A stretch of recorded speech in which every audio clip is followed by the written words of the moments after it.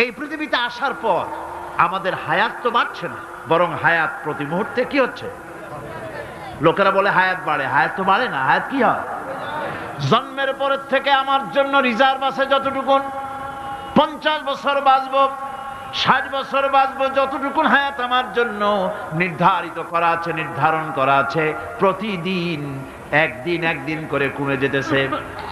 এজন্য আমি বলি, আমার বাড়িতে যে ঘড়িটা আছে, এই ঘড়িটা বেলা 1টার সময় ঢং করে একটা আওয়াজ দেয়, শ্রোতাকে শুনিয়ে দেয়, বাড়িওয়ালা তোমার জীবনের মূল্যবান হায়াত থেকে 1 ঘন্টা কমায়া দিলাম।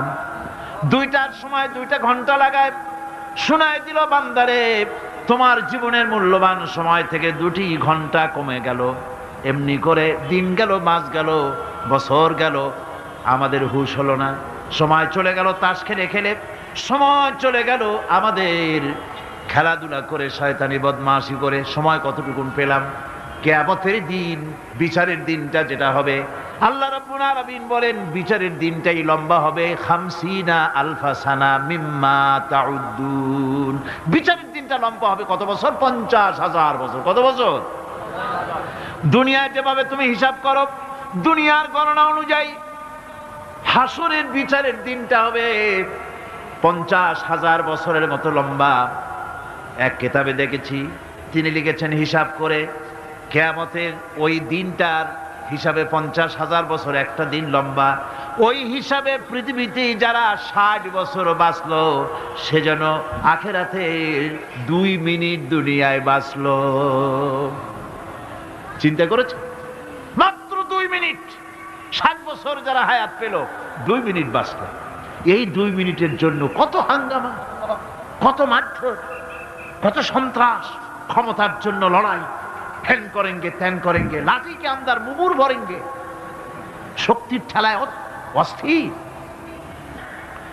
আমার বন্ধুগণ, সময় চলে যাচ্ছে স্রোতের মতো করে, কারোর জন্য সময় অপেক্ষা করতেছে না।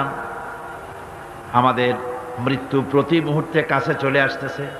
এই জন্য শায়ের বলেছেন, আগাহা আপনি মৌত সে কোই বাশার নেহি, আগাহা আপনি মৌত সে कोई बशर नहीं, सामा सो बरस के हैं पल की खबर नहीं। মৃত্যু সম্পর্কে আমাদের কারো জানা নাই। যে কোনো মুহূর্তে মৃত্যু আমাদের কাছে এসে যেতে পারে, মৃত্যু সম্পর্কে কিছুই জানা নাই। অথচ প্রতি মুহূর্তে আমরা মৃত্যুর দিকে এগিয়ে চলছি। মাল সামান 100 বছর কি ধরে খাবো তাও জমা করে রেখেছি, কিন্তু এক মুহূর্তের খবর নাই। মাহফিলে এসেছি, বাড়ি যেতে পারবো নিশ্চয়তা নাই। আছে? বলেন আছে? আপনি বাড়ি যাও ভালো, বসেছেন, দাঁড়াতে পারবেন, এই নিশ্চয়তা আছে? নাই। সুতরাং সূরাটিতে যে সময়ের উপরে কসম করে মূলত সময়ের অপরিসীম গুরুত্ব সম্পর্কে আল্লাহ পাক মানুষকে বুঝাই দিতেছেন। সময়ের দাম দাও। আমাদের সময় চলে যায় গান শুনতে শুনতে, আশ্চর্য মলম বিক্রি করা দেখতে দেখতে, তাস পাশা খেলতে খেলতে সময় চলে যায়, কেউ খেয়াল করে না। সময় বলতে অতীত কালও হতে পারে, আবার বর্তমানও হতে পারে। আর বর্তমান কাল কোনো কালই না। বর্তমান কাল কোনো কাল নয়। প্রতি মুহূর্তে ভবিষ্যৎ এসে বর্তমান হয়, আর প্রতি মুহূর্তে বর্তমান কি হয়? অতীত হয়ে যায়। বর্তমান কাল বলে কোনো কাল নাই। প্রতি মুহূর্তে অতীত হয়ে যাচ্ছে। এই যে আমি মাহফিলে বসছিলাম প্রথম এসে, ওইটা কি এখনো বর্তমান আছে? এই যে বর্তমান কথা বলছি, এটা অতীত হয়ে যাচ্ছে। সুতরাং বর্তমান কাল নাই। আল্লাহ পাক অল আসরের সময়ের কসম করে বলছেন। যদি আমরা চিন্তা ভাবনা করি, তাহলে আমরা লক্ষ্য করব আমাদের আসল মূলধন সময়। আসল মূলধন কি? জীবনের আসল মূলধন কি? সময়। ইমাম রাজি রহমতুল্লাহ আলাইহি এই পর্যায়ে এক বুজুর্গের ব্যক্তির কথা তিনি আলোচনা করেছেন। তিনি বলেছেন যে একটা লোক, তিনি সূরা আল আসর এর ব্যাখ্যা তিনি বুঝতেছিলেন না। ব্যাখ্যাটা কি? এই মাথার মধ্যে ঘুরপাক খাচ্ছিল এর ব্যাখ্যা কি? একবার তিনি বাজারে ঢুকলেন, তারপরে তিনি শুনতে পেলেন বাজারের এক প্রান্ত থেকে একজন চিল্লায় বলতেছে, সেই ব্যক্তির উপরে রহম করো যার পুঁজি গলে যায়, সেই ব্যক্তির উপরে রহম করো যার পুঁজি গলে যায়। উনি চিন্তা করলেন পুঁজি এবার গলে কেমনে, উনি দৌড়ে গেলেন, যায় দেখেন যে যে ব্যাটা চিল্লাচ্ছে সে হচ্ছে বরফ বিক্রেতা। কি বিক্রেতা? বরফ, বরফ, আইস। এখন এই বরফ বিক্রেতা সে চিল্লায় বলতেছে সেই ব্যক্তির পরে রহম করো যার পুঁজি কি গলে যায়। সূর্যের তাপ বাড়তেছে আর বরফ গলে যাচ্ছে। সে বুঝাতে চাচ্ছে যে আমার এই বরফটা জমাট থাকা অবস্থায় তোমরা কেউ কেনো, যেহেতু আমার পুঁজি তো এর মধ্যে আমি ইনভেস্ট করেছি। এটা যদি পানি হয়ে যায় তো পানি তো কেউ কিনবে না, এটা তো যেখানে সেখানে পাওয়া যায়। বরফ পাওয়া যায় না বলি তো আমি বরফ কিনে আনছি। তোমরা আমার প্রতি দয়া করো, তাড়াতাড়ি করে বরফটা কিনে নিয়ে যাও।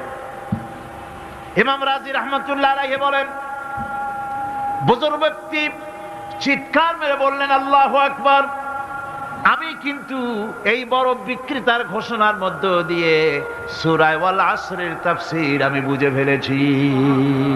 তার মানে হলো বরফ বিক্রেতা যেভাবে বলতেছে সেই ব্যক্তির উপরে রহম করো যার পুঁজি গলে যায়, আমারও তো একটা পুঁজি আছে, ওই পুঁজির নাম হায়াত। প্রতি মুহূর্তে আমার পুঁজি তো গলে যেতেছে, আমার পুঁজি তো গলে যায়, প্রতি মুহূর্তে কমে যেতেছে। আহারে এই পুঁজি যে গলে গেল ধরে রাখতে পারলাম না, এই জন্য কিছুই তো করতে পারি নাই। সূরা ওয়াল আসরের ভিতরে মানুষের আয়ুষ্কাল দেওয়া হয়েছে, বরফ গলে যাওয়ার মতো দ্রুত সে আয়ু কমে যাচ্ছে। একে যদি নষ্ট করে ফেলা হয়, ভুল কাজে ব্যয় করা হয়, সেটাই হচ্ছে মানুষের মূল ক্ষতি। মানুষের মূল ক্ষতি। ব্যবসায় ক্ষতিগ্রস্ত হয়েছে, এটা মূল ক্ষতি নয়। স্বাস্থ্য হারাইছে, মূল ক্ষতি নয়। রাজনীতিতে ব্যর্থ হয়েছে, মূল ক্ষতি নয়। জীবনে মন্ত্রিত্ব হারাইছে, মূল ক্ষতি নয়। মূল ক্ষতি প্রতি মুহূর্তে সময় নষ্ট হচ্ছে, এটাই মূল ক্ষতি। ভাইরা, কিয়ামতের দিন জান্নাতীদের কোনো দুঃখ থাকবে না, সকলের দুঃখ থাকবে। জান্নাতীদের কোনো দুঃখ থাকবে নাকি? থাকবে, থাকবে। জান্নাতীদের মনের মধ্যে একটা দুঃখই থাকবে। ভালো করে শুনুন, জান্নাতীদের মনের মধ্যে একটা দুঃখই হবে। তারা মনে মনে চিন্তা করবেন, আফসোস করবেন, আহারে যদি দুনিয়ায় বসে অমুক সময় বাসে বসেছিলাম, আজে বাজে চিন্তা করেছি, বাড়ির ড্রয়িং রুমে একা একা বসে বসে আজে বাজে চিন্তা করেছি, অমুক অমুক সময় খেলাধুলায় কাটাইছি। এই সময়গুলিতে যদি সুবহানাল্লাহ, আলহামদুলিল্লাহ, লা ইলাহা ইল্লাল্লাহ, আল্লাহু আকবার এই তাসবিহ যদি পড়তাম, জিকির আজগার করতাম, জান্নাতের ভিতরে আরো নিয়ামত লাভ করতে পারতাম। সময়টা তো কাজে লাগাইলাম না। মানুষের শর্ত, মুমিনের সব কাজে সওয়াব। ওয়াকুলু লিন্নাসি হুসনা, মানুষের সঙ্গে ভালো ভালো কথা কও, মানুষের সঙ্গে হাসি মুখে কথা কও। একজনের সাথে হাসি মুখে কথা বললেন, আপনার একটা সদকা দেওয়ার মতো সমান সওয়াব আমলনামায় লেখা হয়ে গেল। ভালো ভালো কাম করো। বন্ধুগণ, সময় দ্রুত গতিতে চলে যাচ্ছে, মানুষের জীবন ক্ষতিগ্রস্ত হচ্ছে। ক্ষতি থেকে বাঁচতে পারবে 4টা গুণ যার মধ্যে আছে, বাকি সব ক্ষতিগ্রস্ত হয়ে যাবে। আমার ভাইয়েরা, এই কথাগুলি বলে আল্লাহ পাক যেন এরকম একটা দৃষ্টান্ত দিলেন। আপনি যদি পরীক্ষার হলে গিয়া দেখেন ছাত্ররা পরীক্ষা দিতেছে, পরীক্ষার জন্য নির্ধারিত সময় কতটুকুন? 3 ঘন্টা। 3 ঘন্টা, 3 ঘন্টা। আপনি গিয়ে দেখলেন কোন একজন পরীক্ষার্থী পরীক্ষা দিতে গিয়ে আর একদিকে তাকায় আছে, আকাশের তারা গুনতেছে, অথবা সে গল্প করতেছে, অথবা পরীক্ষা বাদ দিয়ে আজে বাজে কিছু লিখতেছে। আপনি যেমন তাকে, ওই ছেলেটাকে আনবো না, গাফেল ছেলেটাকে ঘড়ির দিকে তাকায় বলেন, এই ছেলে ওই ঘড়ির দিকে তাকাও, দেখো তোমার সময় কিন্তু চলে যেতেছে, মাত্র 1 ঘন্টা, আর তুমি সময় নষ্ট করতেছো। আল্লাহ যেন স্নেহ পরবশে তামাম পৃথিবীর গোলামদেরকে, বান্দাদেরকে আঙ্গুল নির্দেশনা দিয়ে বলছেন, বান্দারা প্রতি মুহূর্তে তোর জীবনের মূল্যবান সময় চলে যেতেছে, প্রতি মুহূর্তে সময় যাচ্ছে। আল ইনসান, ইনসান বলতে শুধু মুসলমান না, ইনসান বলতে কি মুসলমান শুধু না, আল ইনসান মানব মণ্ডলী, বিশ্বের সমস্ত মানুষকে আল্লাহ বলছেন, হিন্দু, খ্রিস্টান, বৌদ্ধ, নাসারা, ইহুদি, মজুসি, মুসলমান, বিশ্বের সব মানুষকে আল্লাহ বলছেন। যেহেতু আল্লাহ স্রষ্টা, মানুষের ব্যাপারে সার্বিক কল্যাণময় কথা কে বলতে পারেন? কে বলতে পারেন?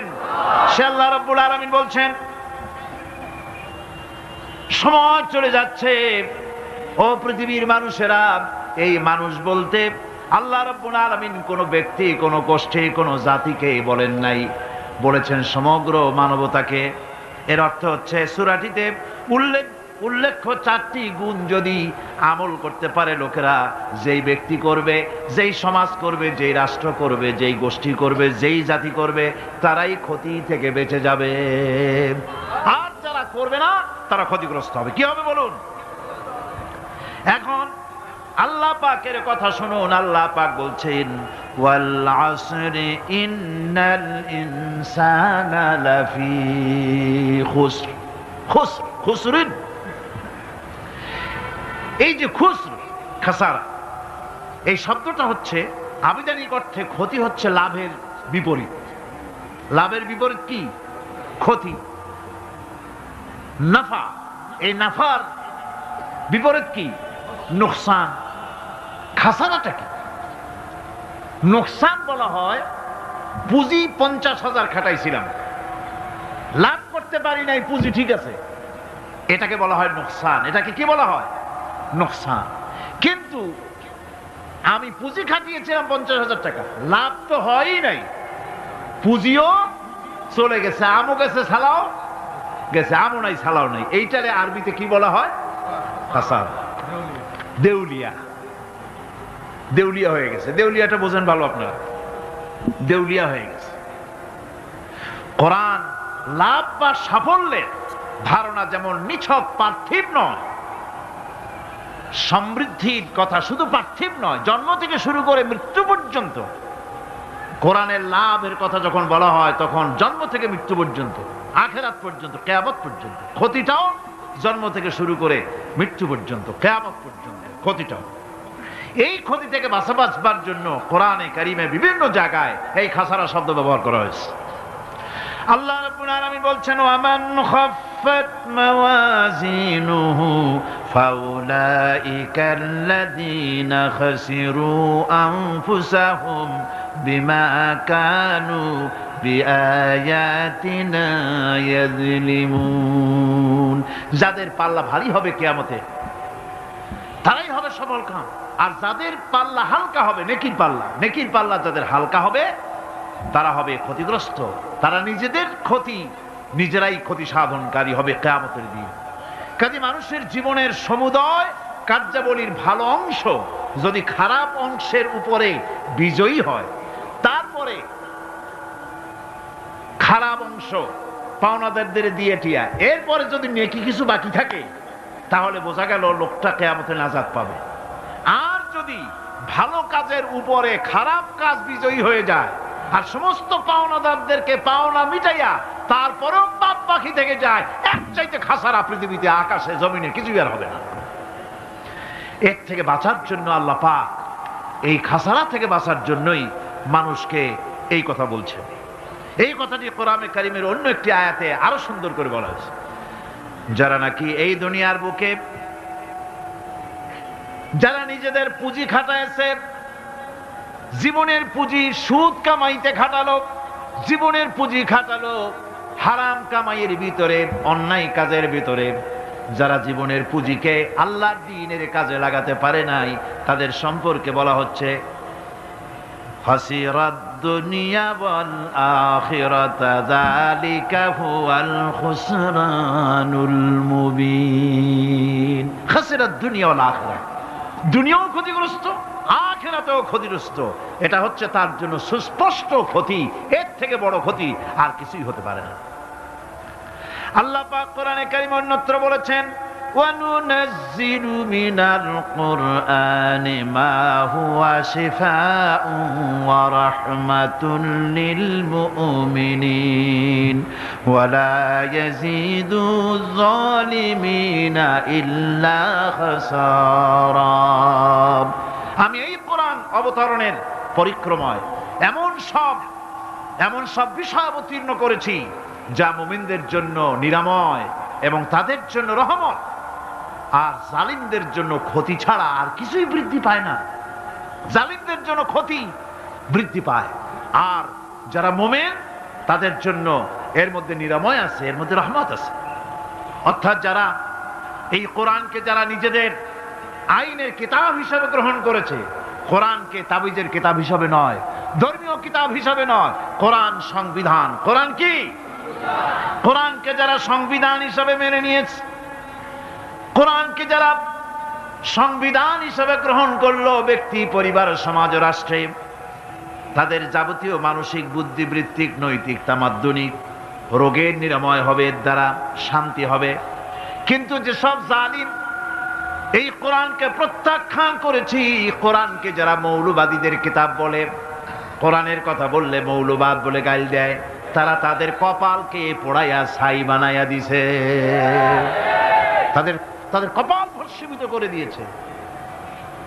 আমার দেশে, এই দেশটা কি মুসলমান বেশি না অন্য জাতি বেশি? কোন? জোরে কোন? মুসলমান সবচেয়ে। খুব লক্ষ্য করে শোনেন, এই দেশে সবচেয়ে মুসলমান বেশি, ইন্দোনেশিয়ার পরে। পৃথিবীর দ্বিতীয় বৃহত্তম মুসলিম দেশ হলো কোনটা? বাংলাদেশ।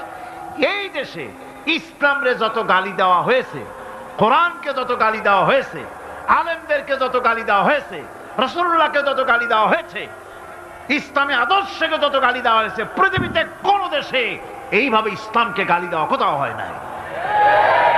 এমনকি আমেরিকার মতো দেশে, ইংল্যান্ডের মতো দেশেও কোরআনের বিরুদ্ধে এত কথা কেউ বলতে সাহস পাবে না, ইসলামের বিরুদ্ধে কথা বলতে সাহস পাবে না, যেহেতু মুসলমানেরা সেখানে পাল্টা আক্রমণ করবে। আজ আমার দেশে মুসলমানের ঘরের সন্তান হইয়া ইসলামের বিরুদ্ধে তারা বক্তব্য রাখে। মৌলবাদ, মৌলবাদ জিকির উঠে গেছে।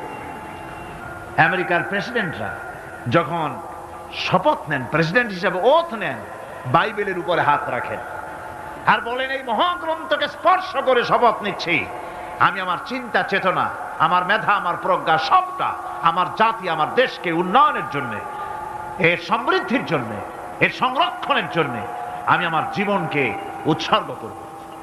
বাইবেলের উপরে স্পর্শ করে এই শপথ তারা নেন। আমার দেশের প্রেসিডেন্ট, প্রধানমন্ত্রী শপথ নেওয়ার সময় কোরআন শরীফের উপরে হাত রাখে যদি, তাহলে বলা হবে বেচারা মৌলবাদী হয়ে গেছে। এটা করা যাবে না। আর যদি কেউ করে সামান্য কিছু, কোরআন না, যদি তসবিহ নিয়েও আসে, তাহলে বুঝতে হবে জাতির সাথে একটা প্রতারণা ছাড়ার কিছুই না। কাজেই ধর্মের প্রতি আকর্ষণ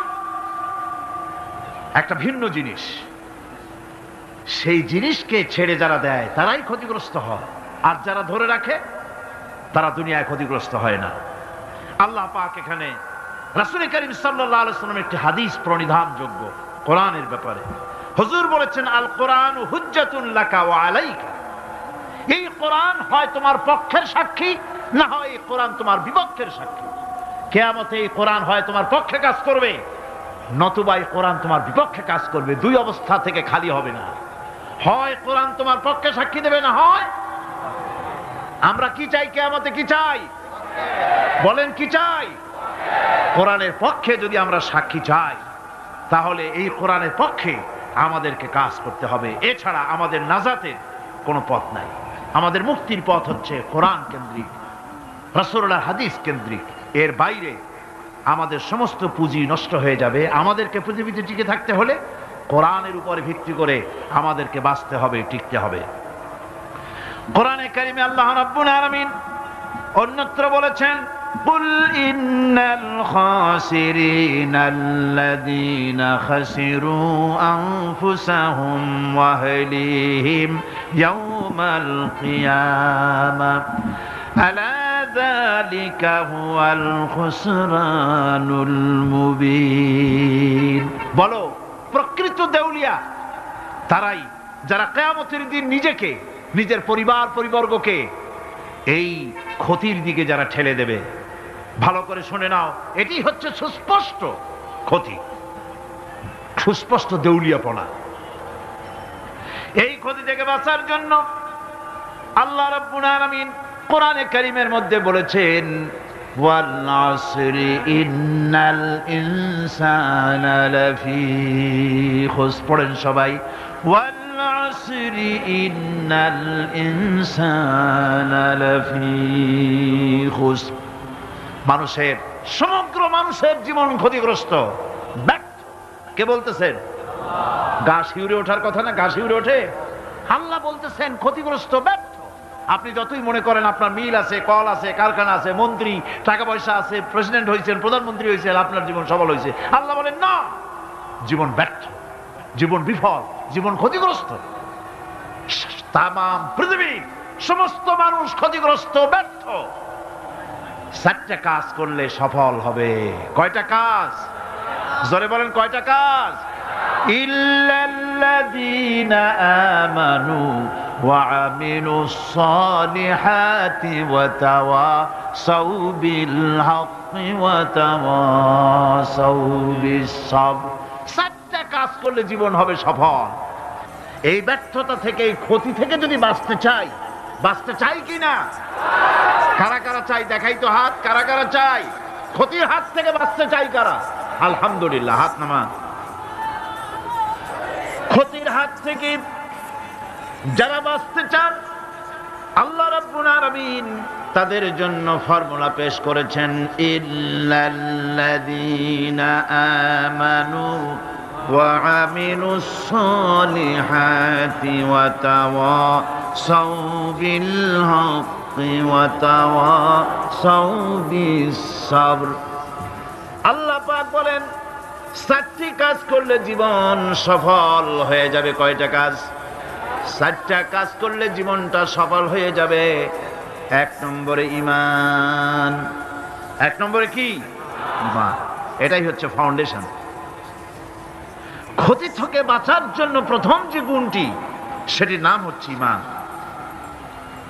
ইসলামে ঈমানের স্থান সর্বপ্রথম তারপরই হচ্ছে ইসলাম ঈমান আগে তারপরে কি ইসলাম ইসলাম হচ্ছে বীজ ঈমান হচ্ছে বীজ আর ইসলাম হচ্ছে চারা গাছ এটা হচ্ছে ভিত্তি এই ভিত্তিকে সর্বপ্রথম মজবুত করতে হবে ঈমানের ভিত্তি ঈমানের ভিত্তি দুনিয়ায় ঈমানের আহ্বান জানাবার জন্যই আল্লাহ রাব্বুল আলামিন সমস্ত নবী এবং রাসূলদেরকে পৃথিবীতে পাঠিয়েছেন ঈমানের আহ্বানের জন্য দুনিয়ার সমস্ত নবীদের দাওয়াত ছিল ঈমানের দাওয়াত কিসের দাওয়াত এই ঈমানের দাবিটা আসছে এই দাওয়াতটা এসেছে আল্লাহর কাছ থেকে কার কাছ থেকে দেখুন পৃথিবীর ভিতরে কোন নবীদের কথার সাথে আরেকজন নবীর কথার কোনো বৈপরীত্য হয় নাই সমস্ত নবীদের কথা একরকম ছিল কয় রকম একজন নবীর সঙ্গে তার বক্তব্যের সাথে আরেকজন নবীর বক্তব্যের কোনো গুণগত মৌলিক কোনো পার্থক্য ঘটে নাই অসঙ্গতি হয় নাই কারণ নবীরা আম্বিয়া আলাইহিমুস সালাম নিজেরা বানিয়ে কথা রচনা করে তারা মানুষের সামনে পেশ করে নাই সমস্ত নবীদের কাছে যত দাওয়াত এসেছে একটা অফিস থেকে এসেছে সে অফিসটা হচ্ছে কার আল্লাহ রাব্বুল আলামিনের তাই দুনিয়ার সমস্ত পয়গম্বরদের দাওয়াত ছিল না ইলাহা ইল্লাল্লাহ লা ইলাহা ইল্লাল্লাহ লা ইলাহা লা ইলাহা ইল্লাল্লাহু মুহাম্মাদুর রাসূলুল্লাহ এটাই ছিল সমস্ত নবীদের দাওয়াত কোরআনে কারীম তার ধারক এবং বাহক সম্পর্কে বলে যে তিনি যে দাওয়াত দিয়েছেন সে দাওয়াতটা হলো ঈমানের দাওয়াত আমাদের নবী তিনি এসে যে দাওয়াত দিয়েছেন সে দাওয়াতটা কিসের কোরআনে কারীম বলছি ربنا إننا سمعنا مناديا ينادي للإيمان হে আমাদের রব নিশ্চয়ই আমরা এমন একজন আহ্বায়কের আহ্বান শুনেছি যিনি আমাদেরকে ঈমানের দাওয়াত দিয়েছেন এমন কোন পয়গম্বর নাই দুনিয়ায় যিনি ঈমানের দাওয়াত দেন নাই সকলেই ঈমানের দাওয়াত মানুষের সামনে, বিশ্ববাসীর সামনে পেশ করেছেন। কোরআনে হাকিম স্পষ্ট একটা সীমারেখা দুনিয়ার মানুষের সামনে পেশ করে পৃথিবীর মানুষগুলিকে দুটি শ্রেণীতে বিভক্ত করে দিয়েছে। একটি হচ্ছে ঈমান পোষণকারী, আরেকটি হচ্ছে অবিশ্বাসী। একটা ঈমান পোষণকারী আর একটা অবিশ্বাসী। ঈমান পোষণকারীরা সত্যশ্রয়ী, তারা হচ্ছে জ্ঞান এবং নূরের সম্পদে সমৃদ্ধ। আর দ্বিতীয় দলটি হচ্ছে কাফের, জালিম, মূর্খ। তারা হেদায়েতের রাস্তা তাদের জন্য অবরুদ্ধ। কোরআনে কারীম এই দুইটি দল সম্পর্কে উল্লেখ করতেছেন, মাসালুল ফারিকাইনি কাল আ'মা ওয়াল আসাম্মি ওয়াল বাসীরি ওয়াস সামীম হাল ইয়াস্তাবিয়ানি মাসালান আফালা। কোরআন শরীফ বলছে, হাল ইয়াস্তাবিয়ানি মাসালান আফালা তাযাক্কারুন। দুইটি শ্রেণীতে আল্লাহ পাক ভাগ করে দিয়েছেন। একটা শ্রেণী হচ্ছে অন্ধ, বোবা, বধির। আরেকটি যারা শুনতে পায়, চোখে দেখতে পায়। এ দুটি কখনো এক নয়, সমান নয়। এ দুটির রাস্তা আলাদা। কাফেরের রাস্তা আর ইমানদারদের রাস্তা সম্পূর্ণ ভিন্ন। আল্লাহ রাব্বুল আলামিন ঈমান এবং কুফরের পার্থক্য বলে দেওয়ার জন্য গোটা মানব জাতির মধ্যে স্পষ্ট করে বলেছেন, লা ইকরাহা ফিদ-দীন ক্বাদ তাবায়্যানার রুশদু মিনাল গায়ব। দ্বীনের ব্যাপারে জোর জবরদস্তি নেই। এখানে হেদায়েতের পথ এবং গোমরাহি, হেদায়েতকে গোমরাহির পথ থেকে সম্পূর্ণ আলাদা করে দেওয়া হয়েছে। লা ইকরাহা ফিদ-দীন, দ্বীনের ব্যাপারে কোনো জোর জবরদস্তি নেই। যারা ধর্মনিরপেক্ষবাদী তারা এই আয়াতটাকে নিজেদের মতবাদকে প্রতিষ্ঠার লক্ষ্যে অনেক সময় কাজে লাগায়। দুটি আয়াতকে তারা বেশি ব্যবহার করে।